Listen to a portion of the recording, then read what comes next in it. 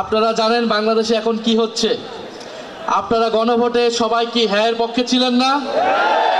আমরা সবাই কিসের পক্ষে ছিলাম? আমরা হ্যাঁ এর পক্ষে ভোট দিয়ে গণভোটকে জয়যুক্ত করেছি, কিন্তু সেই গণভোটের গণরায়কে নিয়ে যাওয়া হচ্ছে আদালতে। গণভোটের বৈধতাকে প্রশ্ন করা হচ্ছে আদালতে।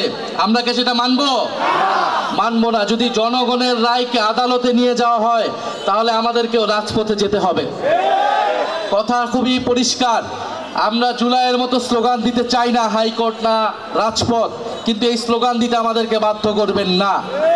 আমরা জাতীয় সংসদ হয়েছে, সংসদকে সংস্কার পরিষদ সদস্য হিসেবে ঘোষণা করতে হবে এবং গণভোটের গণরায় অনুযায়ী সকল সংস্কার বাস্তবায়ন করতে হবে। না, আদালতকেও প্রশ্নবিদ্ধ করবেন না।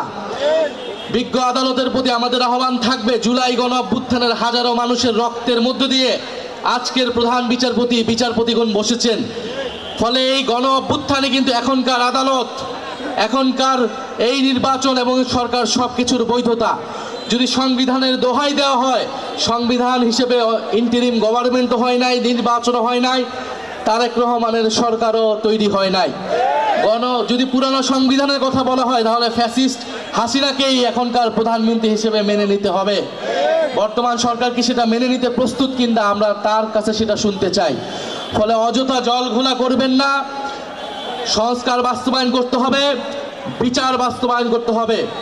ভারতের কাছে অবিলম্বে শেখ হাসিনাকে বাংলাদেশে ফেরত পাঠানোর জন্য দাবি জানাতে হবে। শেখ হাসিনাকে ফেরত না পাঠালে ভারতের সাথে সম্পর্ক ঠিক হবে না। বাংলাদেশের সাথে সম্পর্ক স্থাপন করতে হলে অবশ্যই জুলাই গণহত্যার বিচার, শেখ হাসিনাকে ফেরত পাঠাতে হবে, শরীফ ওসমান হাদির খুনিদেরকে বাংলাদেশে ফেরত পাঠাতে হবে। তারপরই ভারতের সাথে সুসম্পর্কের বিষয়ে আমরা বিবেচনা করব ইনশাআল্লাহ।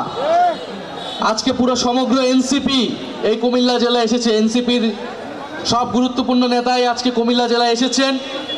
কুমিল্লা এবং বৃহত্তর কুমিল্লা থেকেই কিন্তু এনসিপির যে কার্যক্রম, এনসিপির গুরুত্বপূর্ণ নেতা তৈরি হয়েছে, এটা আমাদের জন্য অনেক সম্ভাবনার। আপনারা জানেন যে এই কুমিল্লায় মুজিববাদের জম হাসনাত আব্দুল্লাহ রয়েছেন, যিনি নির্বাচিত হয়েছেন কুমিল্লা জেলার মানুষের ভোটে। এই কুমিল্লায় রয়েছেন গণ অভ্যুত্থানের ভ্যানগার্ড আসিফ মাহমুদ, সজীব ভুইয়া এবং এই বৃহত্তর কুমিল্লার সন্তান চাঁদাবাজদের জম জনাব নাসিরউদ্দিন পাটোয়ারি আবির্ভূত হয়েছে এই ইলেকশনে। আপনাদের সন্তান চাঁদাবাজ সন্ত্রাসের বিরুদ্ধে ঢাকায় নেতৃত্ব দিচ্ছে। কুমিল্লাবাসীকেও চাঁদাবাজ সন্ত্রাসের বিরুদ্ধে এই কুমিল্লা থেকে প্রতিরোধ তৈরি করতে হবে ইনশাআল্লাহ। কুমিল্লাবাসী কি সেটার জন্য প্রস্তুত আছে?